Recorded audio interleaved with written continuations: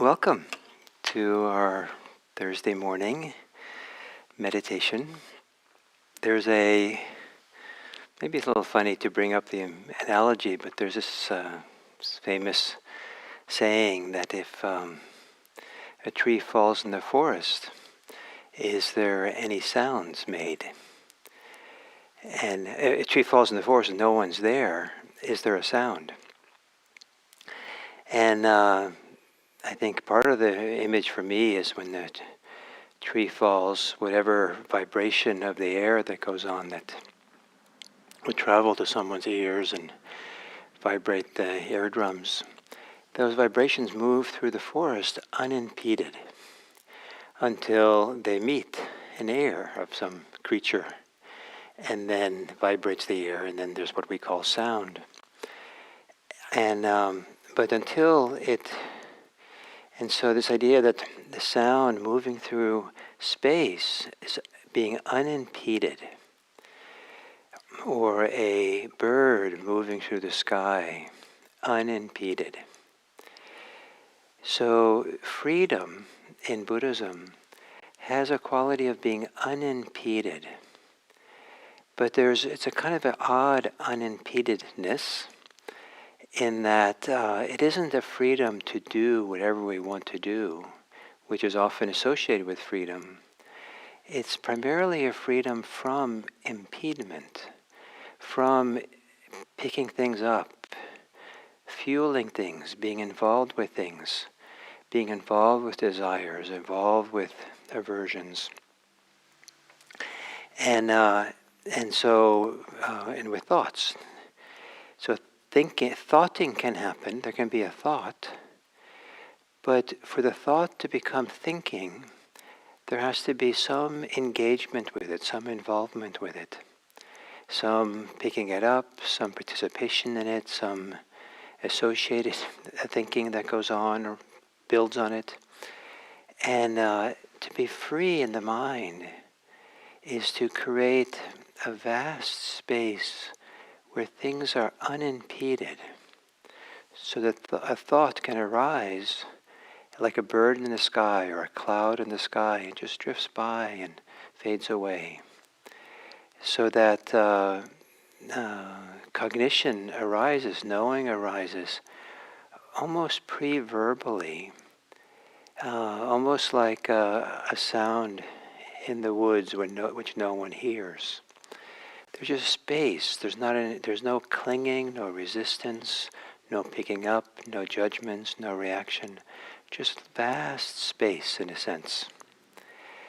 So, so the freedom in Buddhism is a freedom from clinging, from resisting, from judging. And in that freedom from, what is created is often associated with vast space. So as we sit today in meditation, maybe there's some way to partially, maybe not fully, but in some small way, to have a sense of this kind of freedom.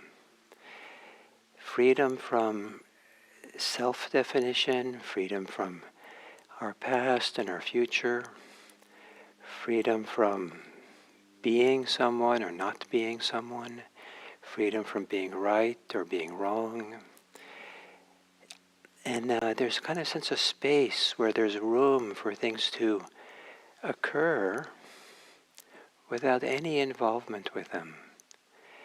And it can be seen as kind of profoundly respectful of each individual unique phenomena that arises. That we just allow it to be itself. We don't fuel it. We don't get involved with it. Just let it be. And what will happen with the more free we are, things just move through us. Like a river just moves through the riverbed. It just keeps flowing by and flowing by. Or like a clouds in the sky. So to assume a meditation posture,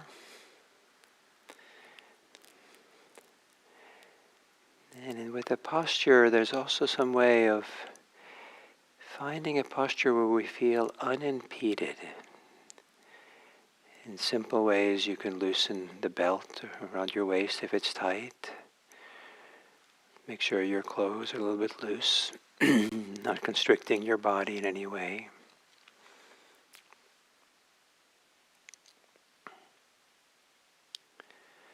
Adjusting your legs, your knees, your hands, your elbows, their positions, so they all feel a little loose, light.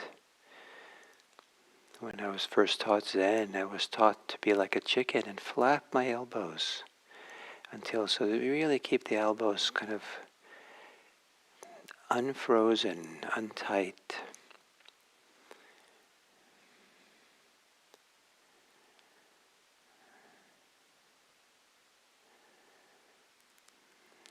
Gently close the eyes.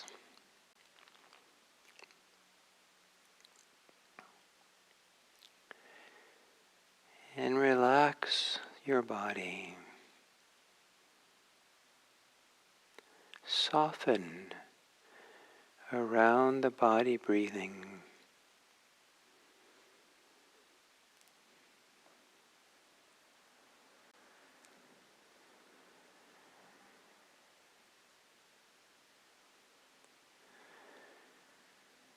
Follow the exhale to the very end of the exhale. And wait, however briefly, for the inhale to begin on its own.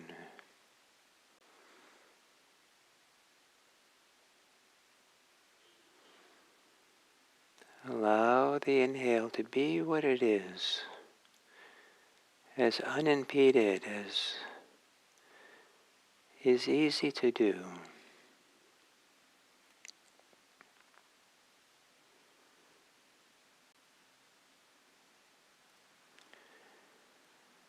And in the top of the inhale, let there be a release with the beginning of the exhale.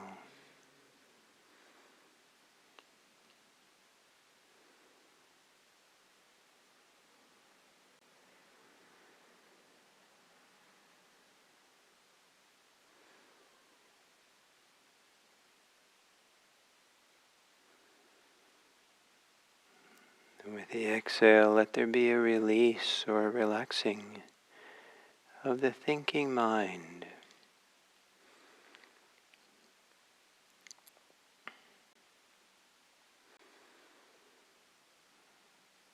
Acknowledging any pressure or force in the thinking mind to be thinking.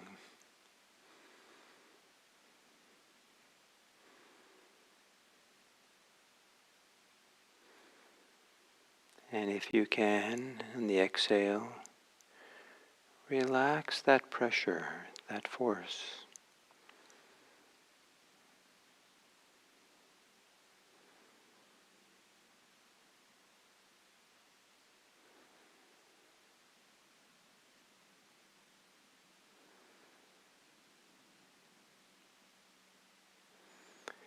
If there is pressure or force or power in certain emotions that were born in the past or concern the future,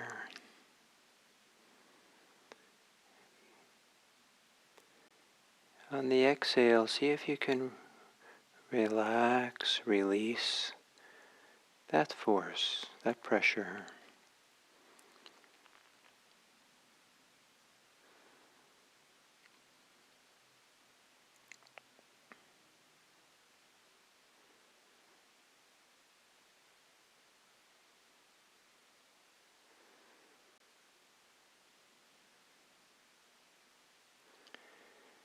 Letting the inhale be a time to make space, room, for the inhale to simply arise here and now,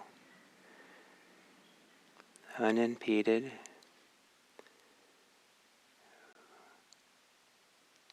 in a space where there's no distractions, just the inhale.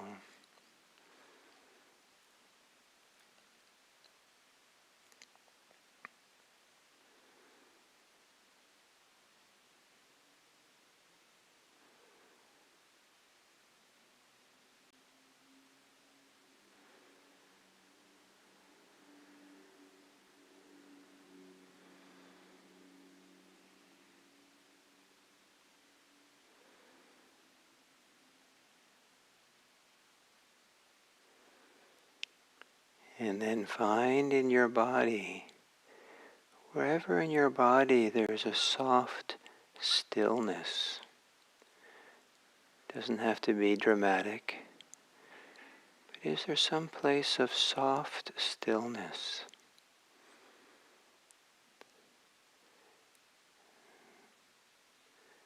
In the softness and the stillness, there is no reactivity or judgments or involvement in anything. Whatever else is going on around it, beyond it, is allowed to occur without that soft stillness being agitated.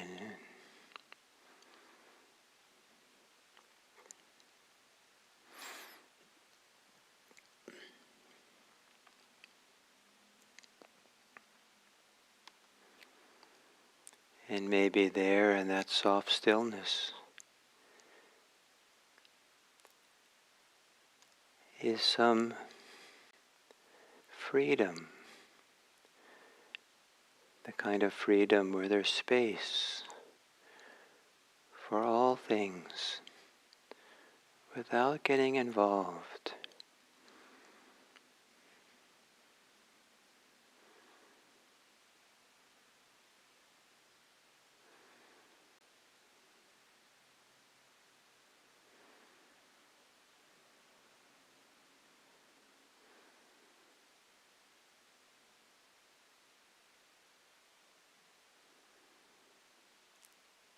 And with every inhale and exhale, that soft stillness expands, grows outwards, making space within which all things can occur like clouds in the sky.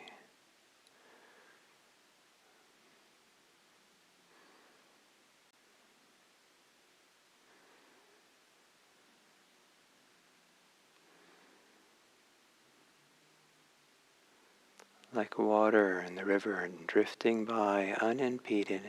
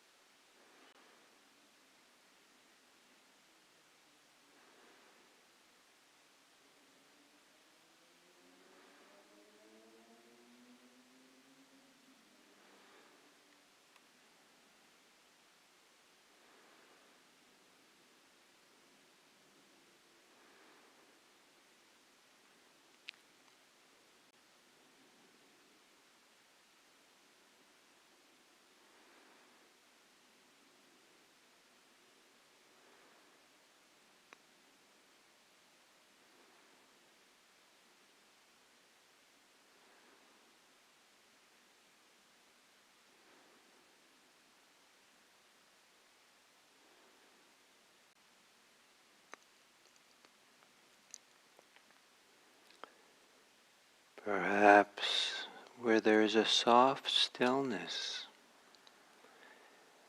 or an open spaciousness, however mild those might be in you, can they be a reference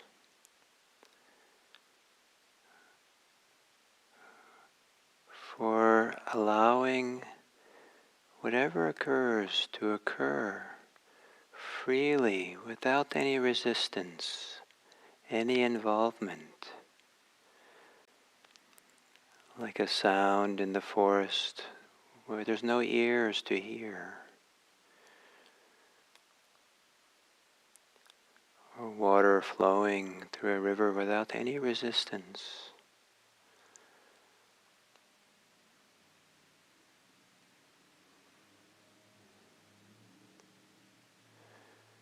Where there's no building of self, defending self, asserting self, being a self even.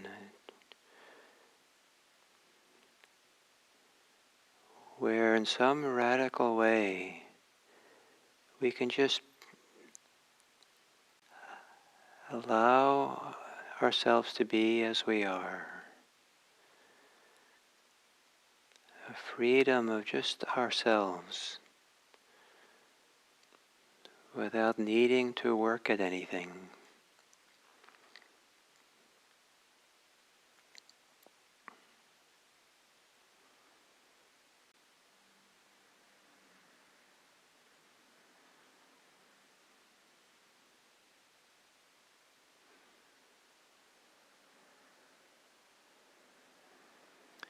And that is maybe a profound form of respect, allowing each thing to be itself without appropriating it by our desires and our aversions, our preferences.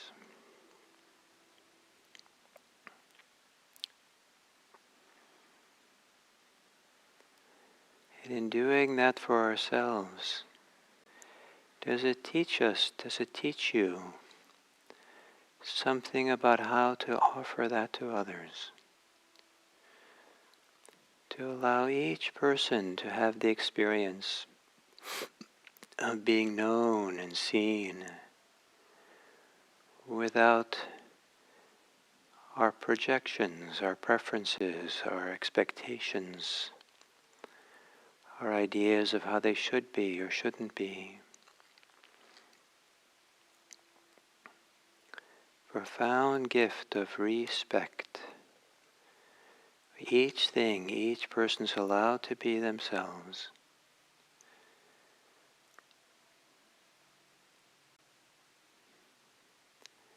And there's so much space within us.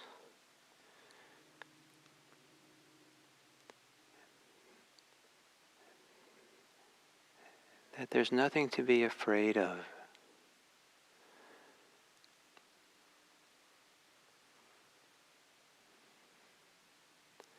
There's nothing that can be threatened in that soft stillness that has room for all things.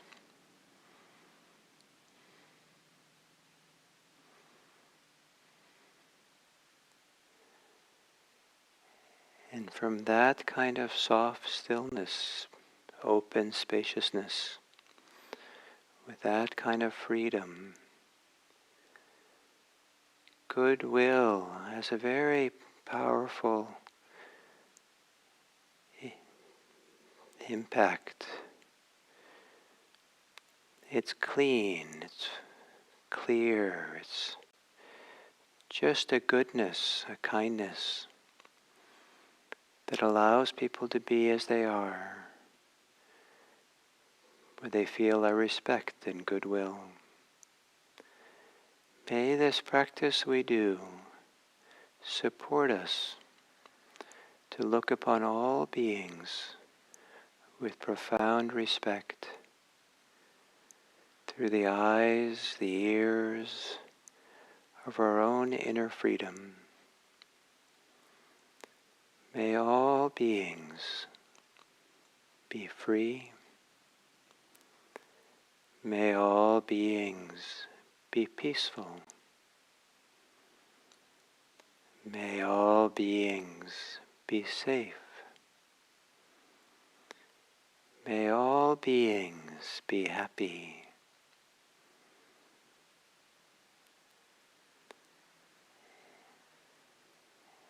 And may our ability to smile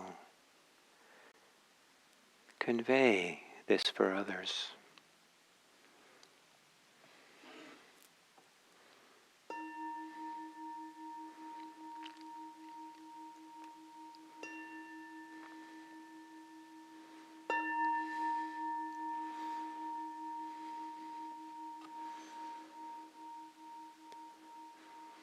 Thank you.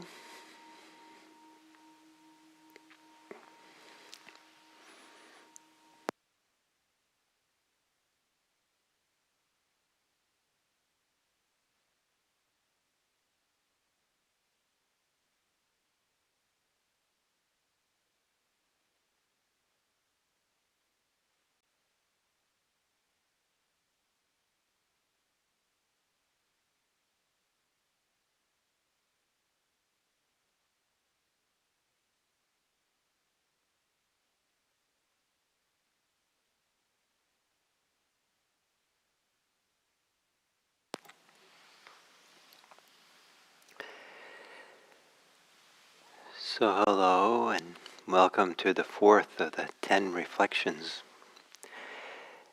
that this series is focused on. And the fourth one is autonomy. So to review, there was this week, yesterday it was a sense of agency.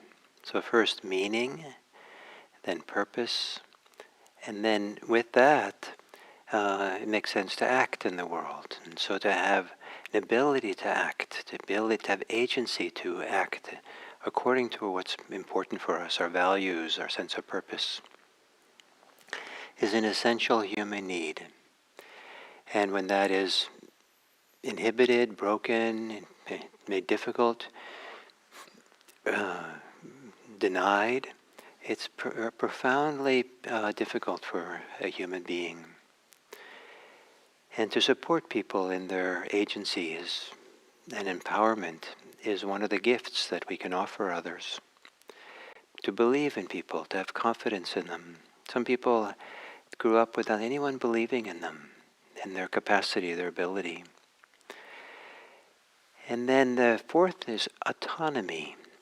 And autonomy is very important in hospitals, medical situations, where a patient is, doctors are constantly supposed to think about how to respect the autonomy of the patient, meaning their ability to make decisions for themselves. And I think we have a profound need to feel like we have a choice, and the choice is not taken away from us by other people who choose for us. And to not be limited and oppressed by other people's choices, but to be respected for our ability to make a choice, our ability to do things for ourselves. And in thinking about this, I think about growing up from birth to old age, that before we're born and when we're gestating in our mother, that everything is kind of done for us. But when we're born, then we start breathing for ourselves, and soon thereafter start digesting food for ourselves. And then slowly, as we grow up, we're able to do more and more things for ourselves. We're able to sit up, able to stand up, able to walk for ourselves and get around without someone having to carry us. At some point, we're able to go to the bathroom by ourselves and clean ourselves and shower for ourselves. And at some point, we're able to use forks and spoons by ourselves and be able to feed ourselves. At some point, we're able to take the bus by ourselves to school, for example, or go to the store by ourselves, or walk down the street to our friend's house without someone accompanying us. And so it's a slow process of growing up, of greater and greater autonomy, doing things for ourselves. And something profoundly problematic happens if that growth of autonomy, growth of doing things for ourselves, is curtailed as we grow up. And some people are not given a chance to grow up because they have people who are constantly doing things for them, taking care of everything for them, and protecting them, so they can't really kind of go out and experience that possibility of how they find their own way in the world. And so just a healthy growing up is a greater and greater capacity for autonomy until finally, at least classically in modern culture, that, at some point we leave home and go off and start our own home someplace else and move away from our parents perhaps. And go to college, and locally, in local cultures, many people go to college or something. And so growing a sense of autonomy, and one of the milestones is maybe sometimes when our parents can't take care of themselves, and we now have the strength, the ability, the autonomy to be the one who cares for them. At some point as we're dying, some people find that it's wonderful to have loved ones around. Some people prefer to die alone. But dying is a profoundly personal thing that we go through. And so to have the capacity for really to have grown and developed over the course of a lifetime, to enter into the dying process with a very healthy sense of this is just me, this is my process, and be able to follow through with some confidence and letting go and clarity. So discovering and having autonomy is really important. And we can't, there's things we can not expect other people to do for us. We don't ask people to, generally, unless we're sick or something, we don't ask other people to shower us, or we don't ask other people to pee for us, or all kinds of things. Some things we have to do ourselves. And there's a profound human need for autonomy. And where we don't have it, it's a problem. Where we do have it, how to have a healthy sense of autonomy is a very important thing to reflect on and to explore. It gets complicated in some subcultures of the United States, where individualism has a lot to do with self-assertion, where there's a building of self and asserting a self, and where freedom is confused, spiritual freedom is confused with a freedom to assert our desires, get what we want, seize the day, be ourselves, assert ourselves on TikTok or on social media, to be someone for others. There's so many ways in which to be free to do that is actually harmful for the people who are doing it. It's reinforcing something unwholesome. It's reinforcing an attachment, a clinging, a delusion, even fantasy sometimes.